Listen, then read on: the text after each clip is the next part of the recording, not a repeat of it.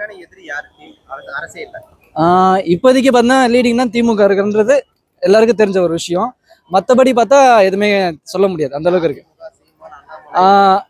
அதிமுகன்றது சொல்ல முடியல, எல்லாம் வந்து மிக்சிங்ன்றாங்க சம்திங், அது என்னன்னு சொல்ல முடியாது. ஆனால் மெயின் பார்த்தா திமுக மட்டும் தான். ஆமா, நிறைய இப்போ வீடு சரி, நிறைய இடம் சரி, நிறைய பேருக்கு வந்து இன்னும் குடிசையில தான் இருக்காங்க. இப்போ 2.0 3.0 சென்னைன்றாங்க. ஆனா பாத்தீங்கன்னா மெயின் ஏரியால மட்டும் 2.0, மிச்சத்துலாம் வந்து 0.0 தான் இருக்குது.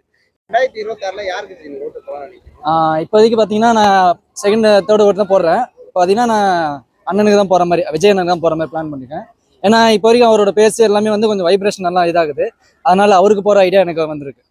சினிமாக்காருக்கு ஓட்டு போட்டு சிஎம் வர வைக்கதான் கேள்வி கேட்கறாங்க. இப்போ சொன்ன மாதிரி எல்லாரும் வந்து போட்டு போட்டு தான் எல்லாம் கீழே இறங்கின்னு இருக்கிறோம். இப்போ விவசாயம் சரி, மற்ற எதுவும் சரி, எதுவும் போய் மேலே வந்த மாதிரி தெரில. இப்போ விலைவாசி ஏறுறதை தவிர எதுவும் இறங்குன மாதிரி இங்கே இல்லை. இந்த மத்திய அரசு, மாநில அரசு அப்படின்னு சொல்லி சண்டை போட்டுனே இருக்காங்களே தவிர உள்ளுக்குள்ள நமக்குள்ள ஒரு அண்டர்ஸ்டாண்டிங் யாருமே இல்லை. ஸோ அதனால வந்து இப்போ இது போட்டால் கொஞ்சம் சேஞ்சஸ் வரலாம் அப்படின்றது என்னோட தாட். விஜய் வந்தா கையெழுத்து இது போடணும்னாக்க என்ன நல்ல திட்டத்துக்கு போடணும்னு நினைக்கிறீங்க? என்னோட இது பார்த்தீங்கன்னா ஃபர்ஸ்ட் விவசாயம் தான். ஏன்னா விவசாயம் இல்லாமல் நம்ம எதுவுமே இல்லை. இப்போ ஒயின் ஷாப் வந்திருக்கு, ஒயின் ஷாப்லாம் வந்து கோடி கோடியாக சம்பாதிக்கிறேன்றாங்க. ஆனால் ஒயின் ஷாப்பில் பரல நீங்கள் விவசாயத்தில் போட்டிங்கன்னா, ஏற்றுமதி அந்த மாதிரி பண்ணிங்கன்னா சரக்கில் வர காசோட விவசாயத்தில் டபுள் மடங்கு வரும். ஆனால் அதை யாரும் யோசிக்க மாட்டாங்க. ஏன்னா போதை தான் எல்லாருமே இதுன்றாங்க. இப்போ கவர்மெண்ட்டுக்கு போதை தடுப்போம்னு சொல்லி போடுறாங்க. ஆனால் இது நீங்கள் தடுத்தீங்கன்னா அந்த போதை தடுக்க ஈஸியாக முடிஞ்சிடும். அதை யாருமே யோசிக்கவும் மாட்டாங்க, பண்ணவும் மாட்டாங்க. ஏன்னா அதில் அமௌண்ட் வருது.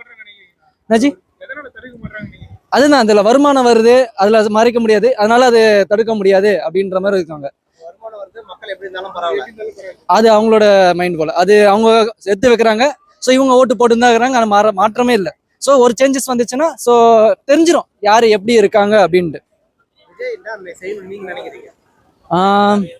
எல்லாருக்கும் ஒரு கீழே இருக்கவங்க கொஞ்சம் மேலே வரணும். ஏன்னா மேலே இருக்க மேலே இருந்து தான் இருக்கிறாங்க, கீழே வரும் கீழே இருந்து தான் இருக்கிறாங்க. ஸோ அவங்க சேஞ்சஸ் வரணும்னா ஸோ இவர் வந்தால் கொஞ்சம் சான்ஸ் இருக்குன்னு நாங்கள் பார்க்குறோம். இப்போ பார்த்தீங்கன்னா ரோடு பார்த்தீங்கன்னா எங்கேயும் பார்த்தீங்கன்னா பள்ளமேடு. இப்போ ரோடுக்கு 400 கோடி 500 கோடின்றாங்க, அது ரவுண்டாக முடிக்கிறாங்க. அது என்ன கணக்குன்னு இன்ன வரைக்கும் தெரியல. ஸோ அது ரோடு போட நல்லா போட ஓகே, அது நீ எவ்வளோ அமைச்சுக்கோங்க. ஆனால் நல்ல ரோடு நல்லா இருந்தால் ஓகே, பெஸ்ட். அது அவங்களோட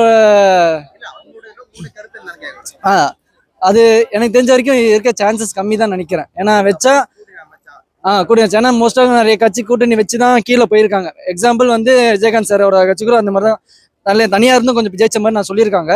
கூட்டணி போது கொஞ்சம் இறங்கிட்டு தான் நியூஸ் வந்திருக்கேன். அதனால எனக்கு தெரிஞ்ச வரைக்கும் தனியாக போய் யாரு கூடனா ஸோ யார் நல்லா போராடுறாங்க அல்ல, அவரு வந்து அவர் வாயாலே எடுத்துக்கிட்டாரு. அவரு கூட நானும் நினைச்சேன், நானும் சீமானா ரொம்ப இதாக இருந்தேன். என் ஃபர்ஸ்டோட நான் சீமானா அந்த அளவுக்கு நான் இருந்தேன். ஸோ அவரே வந்து வாய் விட்டு வார்த்தை விட்டாரு. ஸோ அதனால வந்து